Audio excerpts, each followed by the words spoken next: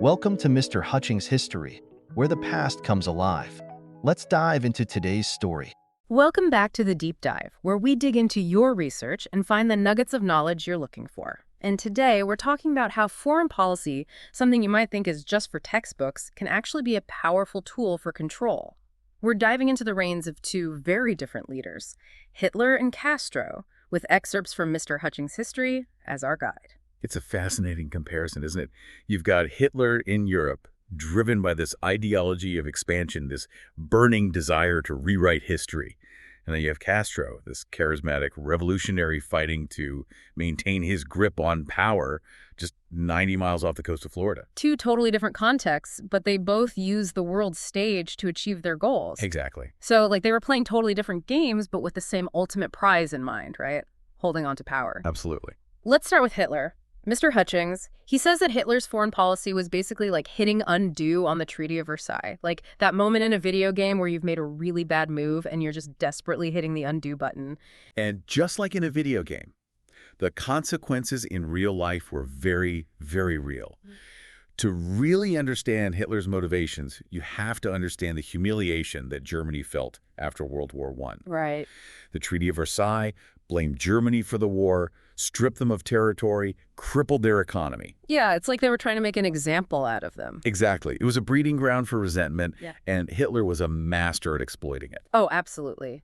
And Mr. Hutchings even includes this chilling quote from Mein Kampf where Hitler writes, "So long as this treaty stands, there can be no resurrection of the German people." He literally spelled out his intentions years before he even came to power. It's remarkable, isn't it? And then he followed through. First, it was secret rearmament, basically rebuilding Germany's military under everyone's noses. Sneaky. Right. Then came ditching the League of Nations, which was supposed to be this guarantor of international peace. Kind of a power move. Oh, absolutely. But then he takes it a step further with the remilitarization of the Rhineland.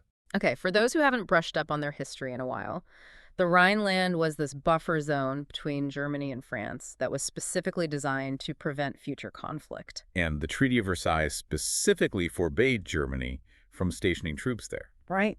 So when Hitler sends his army marching back into the Rhineland in 1936, it should have been a huge red flag for the rest of Europe. Oh, yeah, big time. You think France and Britain would have stepped in and said, nope, not happening? Well, that's the thing. In a colossal miscalculation, that historian A.J.P. Taylor called a tragic farce, they pretty much did just that. They just let it happen. They appeased Hitler. They were hoping to avoid another war. But instead of satisfying him, it just emboldened him even more. It's like they handed him the keys to the castle and said, just don't do anything reckless, okay? Right. Talk about a recipe for disaster. And it gets worse. That same year, Hitler lays out his grand vision for German expansion in what becomes known as the Hossbach Memorandum. This wasn't just some casual brainstorming session. This was Hitler in a secret meeting outlining his plan to conquer Austria, Czechoslovakia, and eventually Poland. Basically his evil to-do list. Pretty much. And he wasn't messing around. He forges alliances with Mussolini's Italy and Imperial Japan, forming the Axis powers. A regular club of not-so-friendly dictators. Right.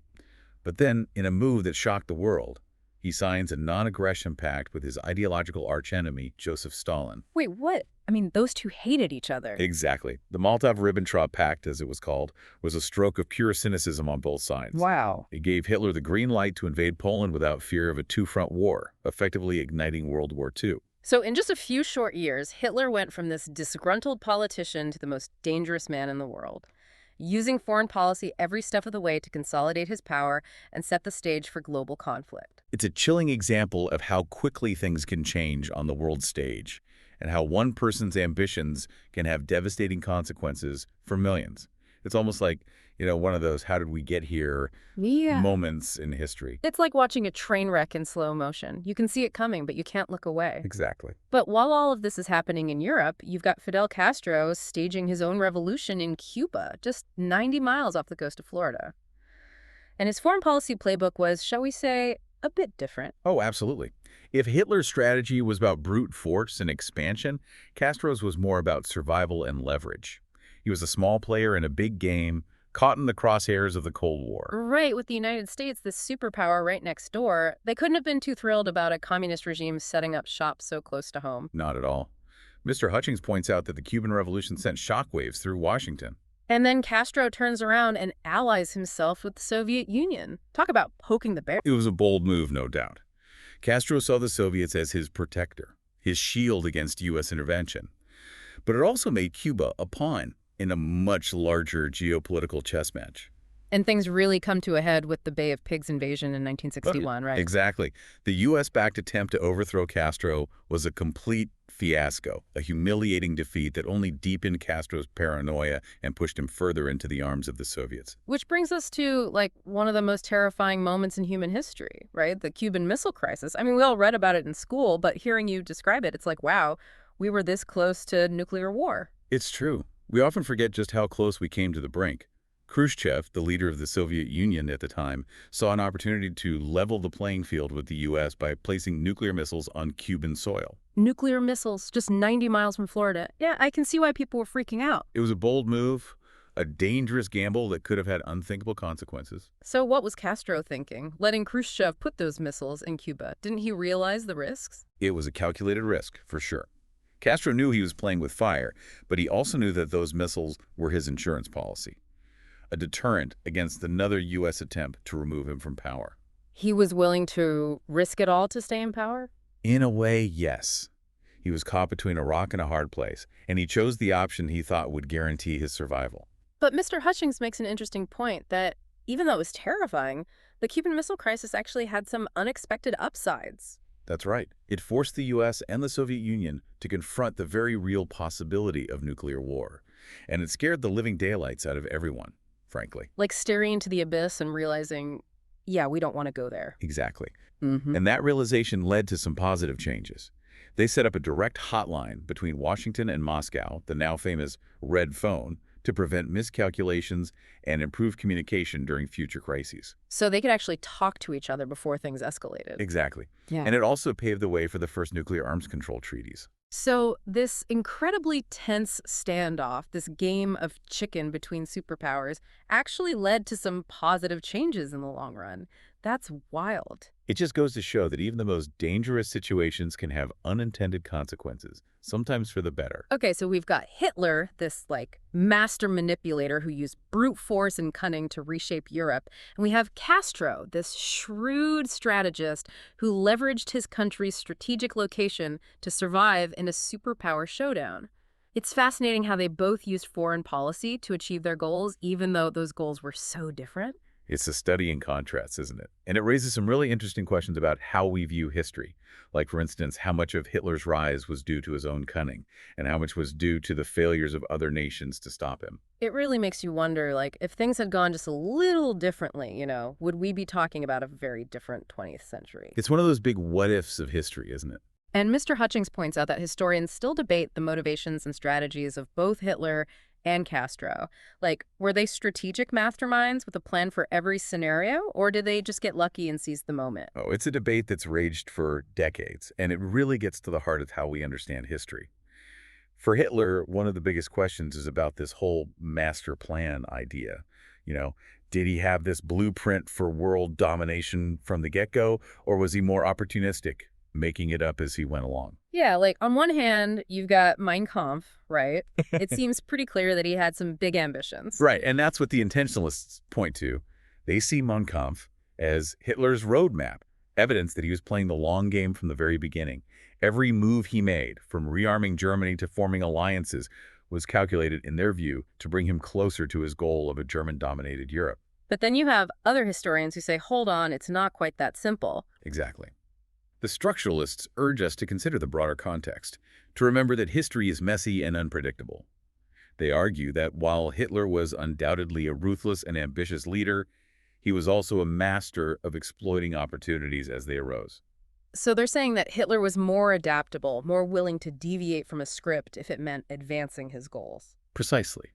They point to the fact that many of his early successes, like the remilitarization of the Rhineland, were met with weak responses from other European powers. It's like they inadvertently gave him the space to grow more powerful, more emboldened. So it's less about a grand plan and more about a series of calculated risks and opportunistic moves. Exactly. It's a good reminder that history is rarely a straight line. It's full of twists and turns, unexpected consequences. And when we look at Castro, those same complexities come into play. The Cuban Missile Crisis, in particular, continues to generate a lot of debate among historians. Absolutely. You have some, the revisionists, who argue that Kennedy and the U.S. overreacted, pushing Castro into a corner and escalating the crisis unnecessarily. So from their perspective, Castro was acting defensively, trying to protect his regime from what he saw as a very real threat from the U.S. Exactly. They point to the Bay of Pigs invasion as evidence that the U.S. was actively seeking to overthrow Castro. Placing Soviet missiles in Cuba, in their view, was a desperate but understandable response to that threat. But then you have other historians who say, well, it's not quite as black and white as that. Right, the post-revisionists encourage us to see the crisis within the broader context of the Cold War, this global chess game between the U.S. and the Soviet Union. They acknowledge that Castro had legitimate security concerns, but they also emphasize the role that both superpowers played in fueling the tensions that led to that near-apocalyptic standoff. So it's not just about Castro versus Kennedy, it's about the global power dynamics at play. Exactly. The post-revisionists highlight the dangers of Cold War thinking, this idea that any conflict, no matter how small, could spiral out of control and potentially lead to a nuclear confrontation. Which is a terrifying thought. Absolutely. It's a reminder that even the best-laid plans can go awry and that the consequences of miscalculation on the world stage can be catastrophic. Wow. It's amazing to think about how these events, often sparked by the decisions of just a handful of powerful people, can have such far-reaching consequences, shaping the course of history. It really is. And it's a reminder that history isn't just dates and names in a textbook. It's about understanding the forces that shape our world, the choices that matter, and the lessons we can learn from the past. Absolutely. From Hitler's rise to power to Castro's defiance in the face of superpower pressure, we've seen how foreign policy can be a tool of control, a weapon, even a shield. And most importantly, it reminds us that the events on the world stage aren't just headlines. They're stories that continue to shape our present and our future. Thanks for joining us for another deep dive. We'll see you next time. Thanks for listening to Mr. Hutchings History. Keep exploring, and we'll see you next time.